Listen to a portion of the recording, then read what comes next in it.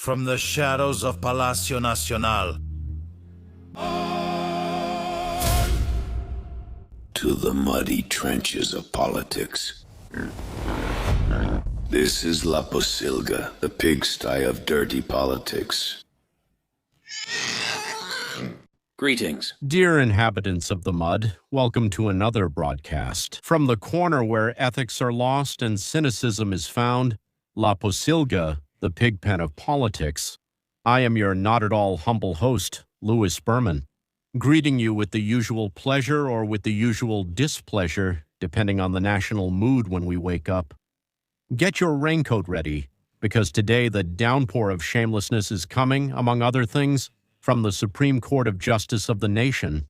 Yes, the one that we at least used to know wasn't just an appendage of power, and today, well, let's just say it has decided to give us a bath of magical realism, legal magical realism. Remember, we don't wash our dirty laundry here, we roll around in it because, let's face it, the smell of rot is the only thing that keeps us awake. Today I'm bringing you a feast of leftovers that not even the hungriest dog in the neighborhood dared to touch. Should that alarm you? We'll take a look at the second-hand embarrassment that the manager of Palacio Nacional gave us during these Holy Week days for trying to cheer on her useless airfield. And we're also going to talk about how the movement is turning into an earthquake of egos. Fasten your seatbelts because here, not even the one with a zero balance is safe. Let's start with the miracle of the multiplying passengers. There's a miracle in Santa Lucia. It turns out that our beloved and super intelligent leader, Ms. Scheinbaum, has discovered the source of the endless flow, according to official data, the kind they cook up with plenty of grease in the palace offices. The Felipe Angeles International Airport, the so-called AIFA, was the epicenter of the universe. They say there were thousands of passengers during Holy Week. What news? Not even the subway at rush hour dares to go that far.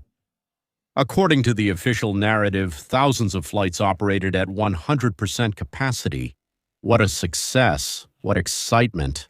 What a way to shut up the skeptics like us who thought only flies and the occasional lost cargo plane landed there.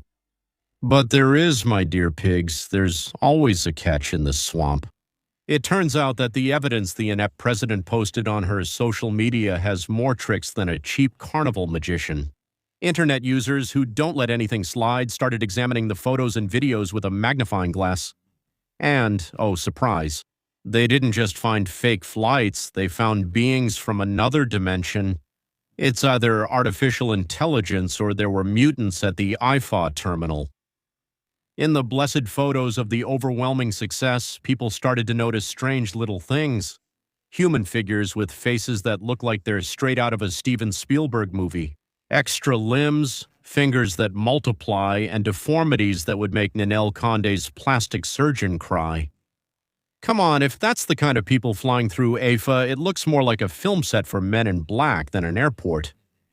Was it a case of artificial intelligence gone wrong, or is it that the air in Santa Lucia causes instant mutations? You decide. And to top it all off, on one of the information screens that was showing off the supposed crowding, it clearly read, Monday in March. How wonderful. The fourth transformation. Not only dominates space, it also dominates time. They want us to believe that in April, Holy Week for anyone without a calendar handy, the airport was full, using photos from March. Geniuses. A round of applause for the communications office intern who's probably already looking for a job at the beauty salon on the corner. While Presachachis lives in her metaphorical world of pixels and filters, reality on the ground or on the Santa Lucia Hill is something else.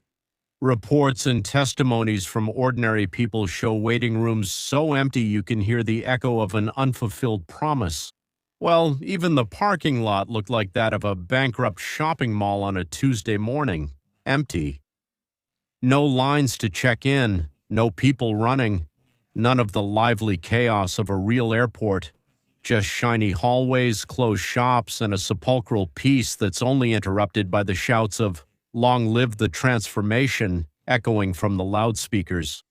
But don't worry, even though there aren't any people, the money keeps flowing, just out of our wallets. AIFA still needs a little help, a subsidy for the fancy ones. of more than 700 million pesos a year. Because, of course, maintaining a giant terminal just so a few people can take a selfie with the bust of Felipe Angeles isn't cheap.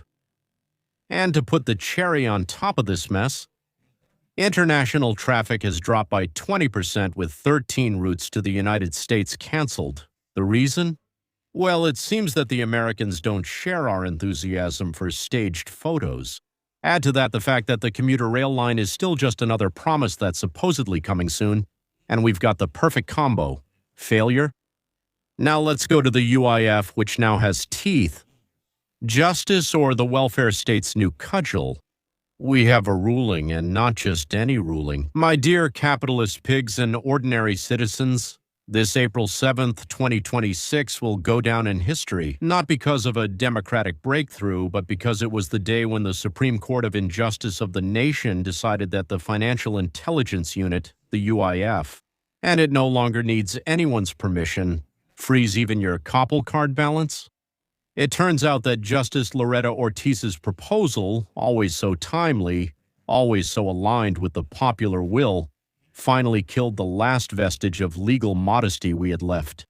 Before, the UIF had to wait for an autonomous and independent agency to send a WhatsApp saying, "Hey, that guy is laundering money," in order to take action. It was the famous one. The lock protected citizens from the political use of justice, but now the masks are off. According to our brand new court, relying on external factors was a lack of respect. Now, if the UIF detects that your deposits from selling fertilizer or your suspicious cryptocurrencies don't smell like holiness, boom, account frozen. And all this happens without a judge getting involved, because who needs checks and balances when you have administrative intuition? That means block first, ask questions later. The logic is wonderful, worthy of a dark comedy script. The court says this isn't a criminal penalty, but rather a preventive administrative measure. In other words, they're not punishing you, they're protecting you. How nice these bastards are. Appreciate the pigs. Ha ha ha. But on the other hand, critical voices, those who still read the Constitution for fun, point out the obvious. They just handed a rifle to a monkey without any prior judicial oversight. The UIF becomes the perfect tool to discipline businessmen, rebels, opposition politicians, or anyone who doesn't applaud enthusiastically enough. At the president's morning press conference, the burden of proof is now on you. You are guilty until you exhaust your savings, the few they didn't freeze trying to prove otherwise. And as the cherry on top, they tell us this is necessary because of the 2026 World Cup, of course. Since dollars, euros, and reais are coming in, we need to stay sharp. Translation. Are they going to use the excuse of the influx of foreign currency in construction and services to monitor every last cent that moves in the country? If you're going to pay at a taco stand outside the Estadio Azteca, be careful. You never know if the UIF might think your earnings are part of a network financing gastronomic terrorism and leave you without the money for the al pastor meat. Lastly, let's go to the chronicle of a foretold mess. The War of the Heirs. Stop everything. Stop the toilet paper presses they used to print the Constitution. It turns out that in the paradise of the Fourth Transformation, where they swore to us that everyone loved each other more than in a Bimbo bread commercial, the walls are starting to drip blood. Or, well, at least bile and drool. It turns out that the brand new president of the Party of Hope, Luisa Maria Alcalde, and the heir to the throne, Brother Lalo, the welfare lump, Andy Lopez Beltran, are starring in a train wreck that makes the sinking of the Titanic look like a dip in a Mexico City spa. And our dear Luisa Maria? That smile, which looks like it came straight out of a catalog for ideal beginner politicians, took over the leadership with a revolutionary idea. She wanted Morena to be a real party, whatever that means. Give me a break. She wanted rules, organizational charts, processes, things that in that pigsty are known as obstacles to the divine will. She believes in her infinite tenderness that she can institutionalize a movement that was born from because. I say, oh, poor thing, trying to bring order to Morena is like asking for a miracle. You see, even the disgraceful Felix Salgado Macedonio sent a very direct hint to Huicha in Pulga Pedora's eyes, because he's throwing a tantrum to run again for governor of Guerrero. A political appointment is a political appointment, he told her very subtly, according to him, that before she opens her mouth to talk about nepotism, she should first look at all her family members who are in power.